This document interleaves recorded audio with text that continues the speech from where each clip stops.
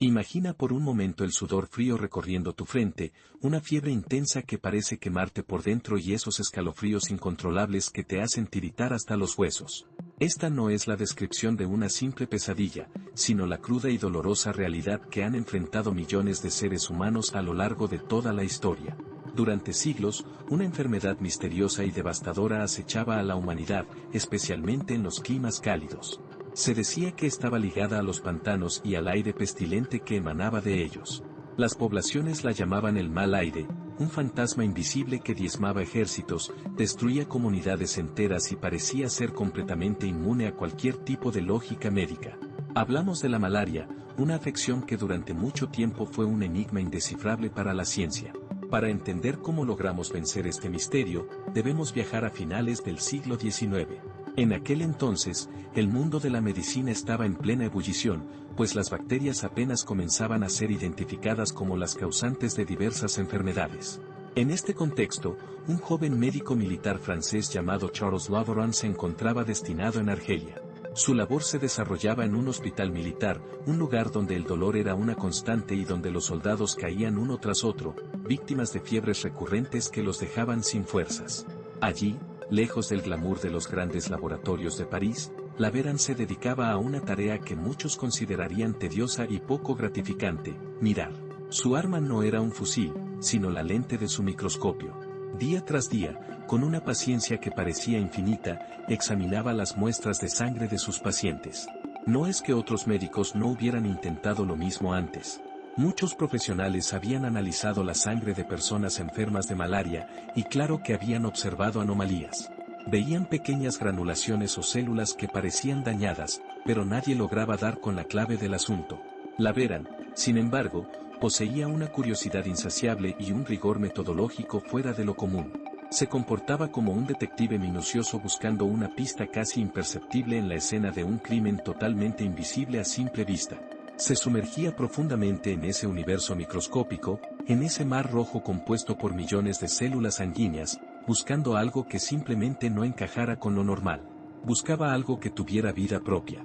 El momento decisivo llegó el 6 de noviembre de 1880, en el Hospital Militar de Constantina, en Argelia.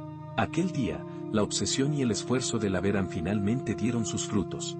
Mientras observaba con suma atención la sangre fresca de un soldado, de repente percibió algo diferente a todo lo anterior. No eran las células familiares con las que trataba a diario, ni los glóbulos blancos que ya conocía perfectamente. En medio de la muestra apareció algo mucho más pequeño, un organismo que se movía.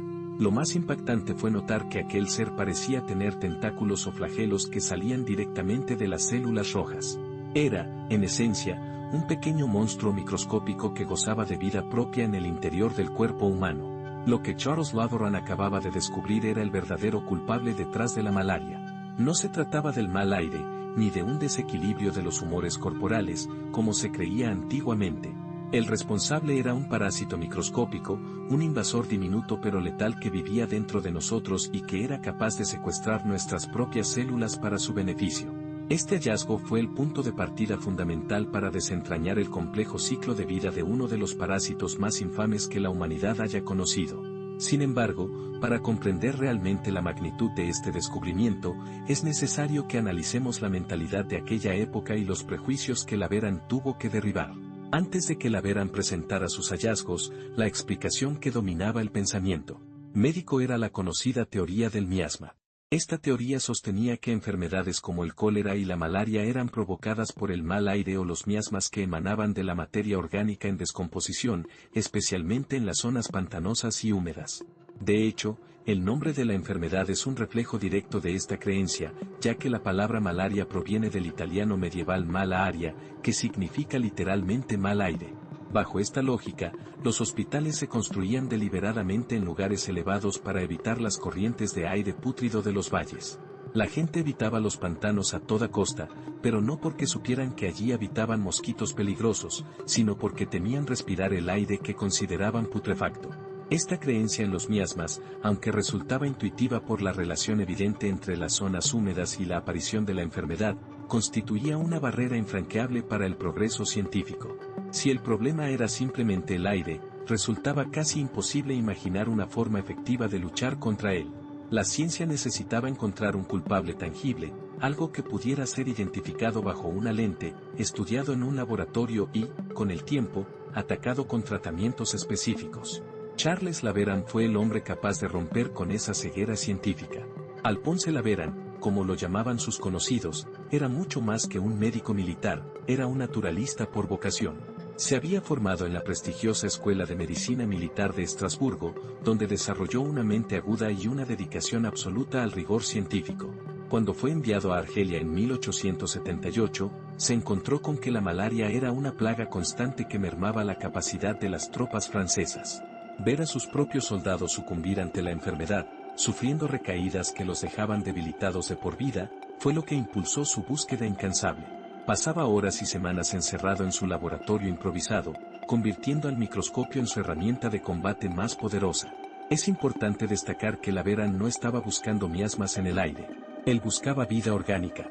Había seguido con gran interés los trabajos de Louis Pasteur y Robert Koch, quienes estaban demostrando al mundo que muchas enfermedades eran causadas por microorganismos invisibles al ojo humano. Laveran se preguntaba si este podría ser también el caso de la malaria. Su enfoque fue distinto al de sus contemporáneos, mientras otros médicos examinaban muestras de sangre fijadas y teñidas, lo que a menudo mataba a los organismos o alteraba su apariencia. Él prefería observar la sangre fresca. Esta decisión técnica fue la que marcó la diferencia definitiva, pues le permitió ver los componentes de la sangre en su estado natural y, sobre todo, en pleno movimiento. Fue así como en aquel noviembre de 1880, Laveran observó las pequeñas estructuras en forma de creciente o de anillo dentro de los glóbulos rojos. Pero lo más sorprendente, lo que lo dejó sin aliento, fue ver cómo emergían de una de esas formas unos finos filamentos que se movían con vigor, de forma similar a pequeñas serpientes que laten. Eran los flagelos del parásito, una prueba irrefutable de actividad biológica. Inicialmente, Laveran llamó a estos parásitos Oscillaria malariae, aunque hoy en día la ciencia los clasifica bajo el género Plasmodium, con especies como Falciparum, Vivax, Ovale o Malariae, que son las responsables de enfermar a los seres humanos. Este descubrimiento desafiaba todo lo que se conocía hasta ese momento. La mayoría de los microorganismos causantes de enfermedades identificados hasta entonces eran bacterias, que tienen una estructura relativamente simple. Lo que Laveran encontró fue un protozoo, un organismo unicelular con una complejidad interna mucho mayor y que, además, tenía la capacidad de vivir y reproducirse dentro de las propias células humanas. A pesar de la evidencia visual, la aceptación de este hallazgo no fue inmediata. Laveran se enfrentó a un escepticismo feroz. Sus colegas se preguntaban cómo un organismo tan complejo podía ser el causante de una enfermedad tan extendida y por qué nadie más lo había notado antes. Para que su teoría fuera aceptada, Laveran tuvo que emprender una batalla por la verdad científica. Viajó por ciudades como París, Roma y Berlín, presentando sus hallazgos en congresos y realizando innumerables demostraciones prácticas. Invitaba a cualquier científico escéptico a mirar a través de su microscopio para que vieran por sí mismos el movimiento de los parásitos. Con el tiempo, otros investigadores en Italia, como Ettari Marchiafava y Angelo Celi, lograron replicar sus observaciones, y la idea de que la malaria era causada por un parásito comenzó a ganar terreno frente a la vieja teoría del mal aire. Sin embargo, el hallazgo de Laveran era solo la primera pieza de un rompecabezas inmenso. Si el parásito vivía en la sangre, la gran pregunta era, ¿cómo llegaba hasta allí? La respuesta final no la dio Laveran directamente, sino otro científico destacado, Ronald Ross, quien años más tarde recibiría el premio Nobel por demostrar el papel del mosquito como transmisor de la enfermedad. Para entender cómo funciona este proceso, podemos usar una analogía muy clara. Imagina que el cuerpo humano es un hotel y que los glóbulos rojos son las habitaciones de ese hotel.